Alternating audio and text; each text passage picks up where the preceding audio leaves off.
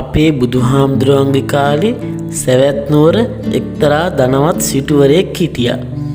මේ සිටුවරයාගේ එක්තරා දුර්භාග්‍යයක් නිසා ඔහු සතුව තිබුණු සියලුම රන්කාසි අඟුරු බවට පත් වුණා. ඒ නිසා සිටුතුමා බොහොම දුකින් නොකා නොබී යහනට වෙලා මහත් වූ දුකසේ කාලය ගත කළා. දවසක් සිටුතුමාගේ කල්යාණ මිත්‍ර යාළුවෙක්ට මේ බව දැනගන්ට ලැබුණා. එතුමා සිටුතුමාව මුණ ගැහෙන්න ඇවිත් මෙහෙම කිව්වා. සිටුතුමනි, දුක් වෙන්න එපා, කම්පා වෙන්නත් එපා. ඔබතුමාගේ අඟුරු බවට පත් සියලු රන් කහවණු නැවත රන්කාසි බවට පත් කරන්න පුළුවන්. උපක්‍රමයක් තියෙනවා කියලා කිව්වා. බොහොම සතුටටපත් සිටුතුමා කුමක්ද ඒ සඳහා ඇති උපක්‍රමය කියලා ඇහුවා.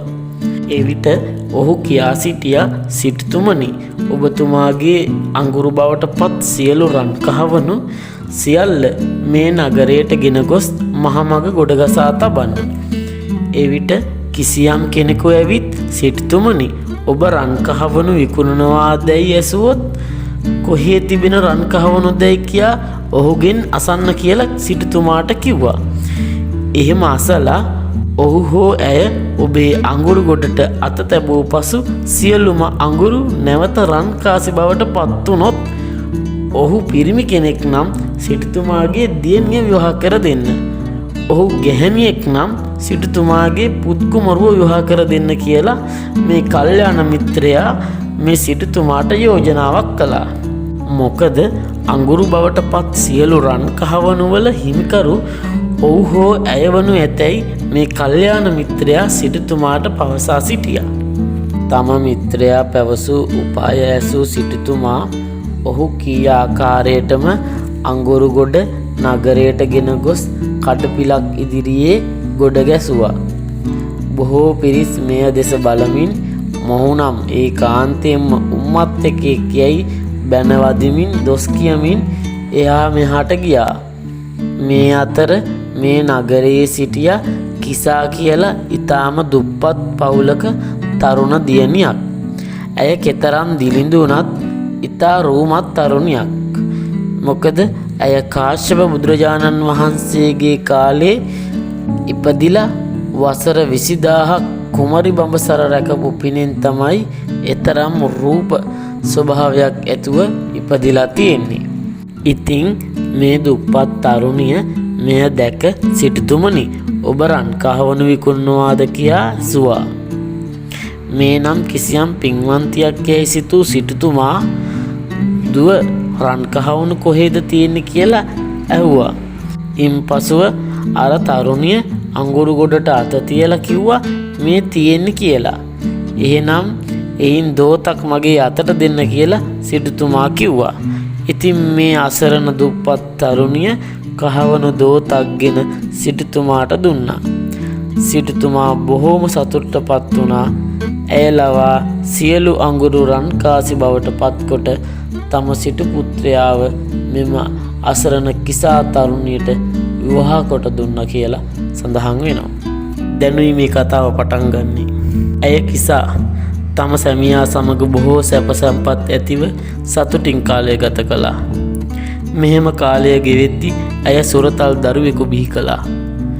කිසා ඇය දැන් මවක්. දුව පැන ඇවිදින වයසටපත් මේ කුඩා දරු පැටියා යම් කිසි රෝගාබාධයක් නිසා මිය ගියා. කිසි දිනක මැරුණු කෙනෙකු දැක නැති මේ අසරණ කිසා ලදරු මලකඳ ලයෙහි හොයාගෙන දරුවාට බෙහෙත් සොයමින් ගම පුරා ඇවිදින්න ගත්තා. තමන් බිහි කළ කුණුදුල් දරු පැටියා නිසා හටගත් දරු සෙනෙහස නිසාම ඇගේ සිහිය වෙනස් වුණා. ඇය නොකොඩවාම මේ මල දරුවට බෙහෙත් සොයමින් ඇවිදින්න ගත්තා.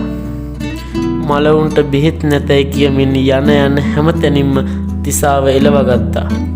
මේ අතර එක් නුවණැති පුද්ගලයෙක් මේ අහිංසක ගැහැණියගේ දරු දුක වෙනුවෙන් නැගින ශෝකය දැක ඇය අසලට ගොස් නැගිනිය මලවුන්ට බෙහෙත් දන්නා එකම වෛද්‍යවරයෙක් ඇත. ඒ තිලෝගුරු සම්මා සම්බුදුරජාණන් වහන්සේ. උන්වහන්සේ මලවුන්ට බෙහෙත් දන්නවා. ඔබ උන්වහන්සේ හමුවට ගොස් ඔබේ මලපොතුට බෙහෙත් අසා ගන්න කියලා කිව්වා.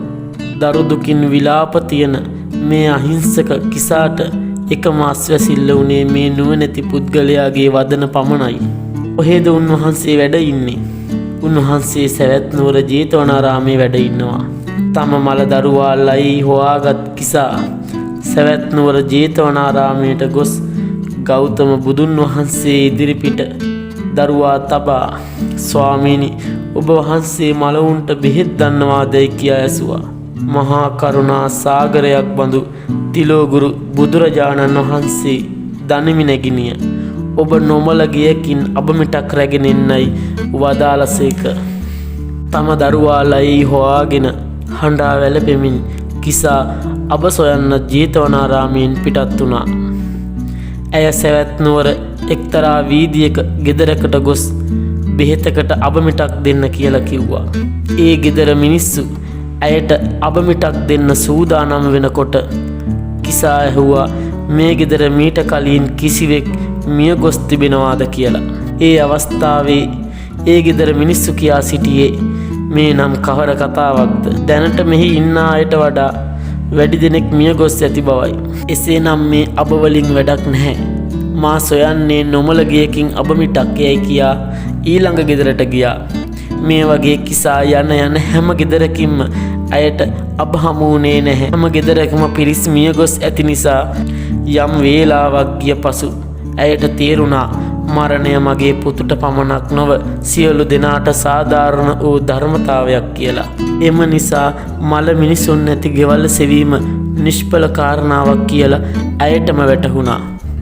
පුතාගේ මලකඳ සොහනට ගෙන ගොස් නැවත බුදුන් වහන්සේ මුණ ගැහෙන්න දෙහුරම් වෙහෙරට ගියා.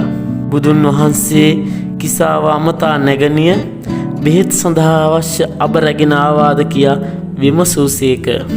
එවිට කිසා ස්වාමීනි මල මිනිසුන්ට බෙහෙත් නැත්තේය. මරණය මෙලොව උපදින සියලු සත්වයන්ට සාධාරණ ධර්මතාවයකි. එය ඉක්මවා යාමට හැකියාවක් මෙලොව නැත්තේ යැයි පැවසුවා. ඉන්පසු බුදුරජාණන් වහන්සේ ඇයට ධර්මය දේශනා කළා.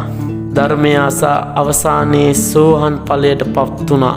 ඉන්පසුව බුදුරජාණන් වහන්සේ ඇයට ධර්මය දේශනා කළා. ධර්මය අසා අවසානයේ සෝහන් ඵලයට පැමිණි ඇය පැවිදි වීමට කැමැත්තෙන් භික්ෂුණී ආරාමයට ගොස් සසුන්ගතව කිසා ගෝතමී තිරණිය නමින් ප්‍රසිද්ධ වුණා. මේ කිසා ගෝතමිය පොහොයගේ වතාවත් කරන්නේ රාත්‍රී කාලයේ. දැල්ලූ පහන් එකින් එක නිවී යන ආකාරය දැක ජීවිතයේ පැවැත්ම මෙබඳු ආකාර නොවේදැයි මෙනෙහි කරමින් බුදුන් වහන්සේගේ ධර්මය අසා උතුම් රහත් භාවයට පත්විය. ඇය පැවිදි වූදා පටන් රළු සිවුරු පමණක් පෙර වූ නිසා ඇයට බුදුන් වහන්සේ රළු සිවුරු දරන භික්ෂුණීන් අතර අග්‍රස්ථානය දුන්සේක. මේ උතුම් කිසා ගෝතමී මහරහත් තෙරණියගේ කතා පුවතයි. මේ වගේම තවත් මහරහත් තෙරණියකගේ කතාවකින් හමුයමු.